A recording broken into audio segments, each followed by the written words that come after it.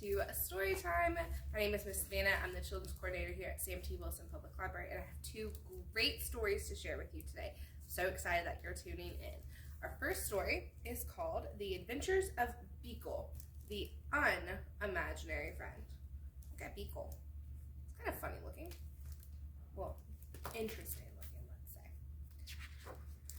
let's say. This book is by Dan Sintat. He was born on an island far away where imaginary friends were created. Here they lived and played, each eagerly awaiting to be imagined by a real child. Ugh. Every night he stood under the stars, hoping for his turn to be picked by a child and given a special name. He waited for many nights. Look, cat got pegged. Was a panda and an octopus? But his turn never came. Oh. His mind filled with thoughts of all the amazing things that were keeping his friend from imagining him. So rather than waiting, I mean, you could be busy cooking, playing soccer, reading, juggling. He did the unimaginable. Where is he going? He sailed through unknown waters and faced many scary things. But thinking about his friend gave him the courage to journey on until he reached the real world. Ugh. The real world looks kind of boring. I'd rather go back to the imagination world. The real world was a strange place. No kids were eating cake. No one stopped to hear the music, and everyone needed nap time. Seems pretty accurate to me.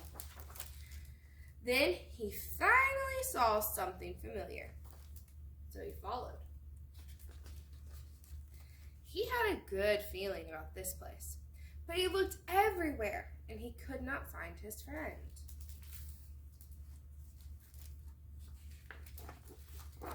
He climbed to the top of a tree and looked out, wishing and hoping his friend would come. He thought about how far he'd come and how long he waited for, and he felt very sad. Then he heard a noise below. Hello?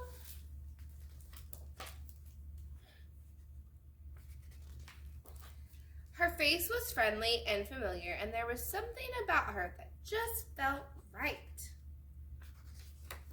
At first, they weren't sure what to do. Neither of them had made a friend before, but after a little while, Alice, Beagle, they realized they were perfect together. I'm Beagle. Hi, Beagle. Beagle and Alice had many new adventures. They shared their snacks, they told funny jokes. The world began to feel a little less strange. And together, they did the unimaginable.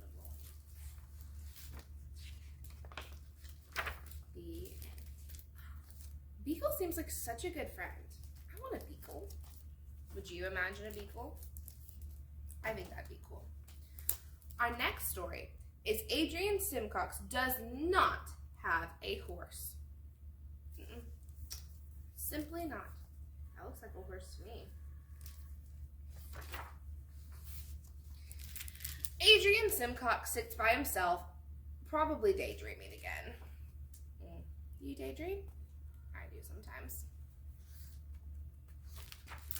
And Adrian Simcox tells anyone who will listen that he has a horse.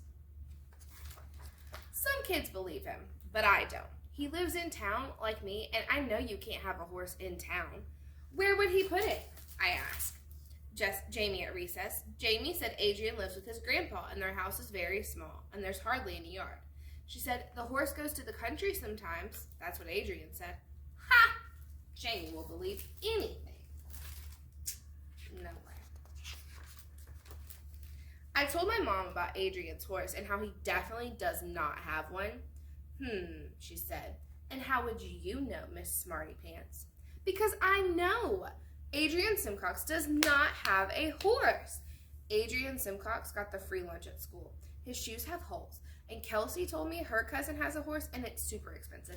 He can't take care of a horse. Adrian Simcox can't even take care of his own desk. Our teacher always says, we must try to be understanding. We have to be patient. That looks like my desk.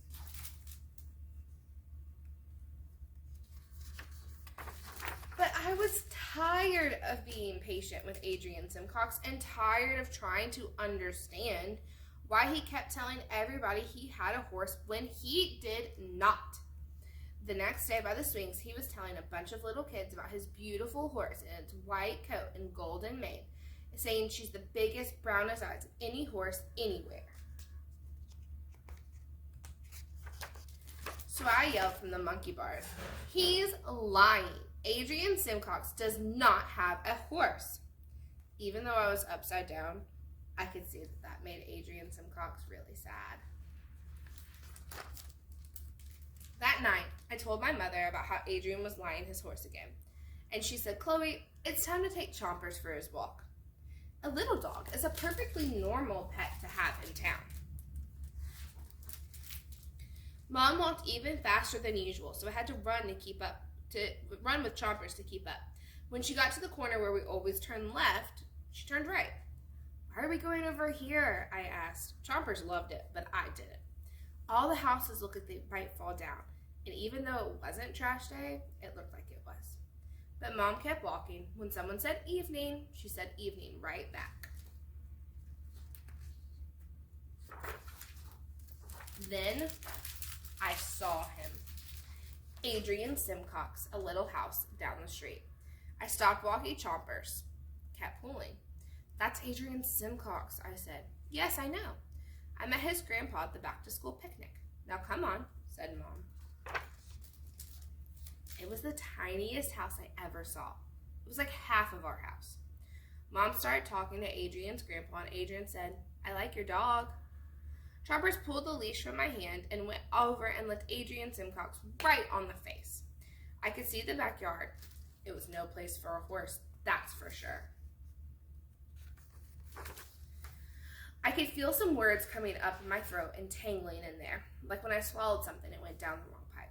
You do not have a horse. But I didn't say it because of how Adrian was looking and how it reminded me of when I told those little kids he was lying. Adrian Simcox tossed a ball to me. I caught it. I tossed it back to him. It was kind of cool to see Adrian Simcox smile. So I asked him, is your horse at a farm? And Adrian started talking about his horse with a white coat and a golden mane and the biggest, brownest eyes of any horse anywhere. And then I thought, Adrian Simcox has about just the best imagination of any kid in our whole school. I also thought he had the most beautiful horse of anyone, anywhere. Do you see the horse?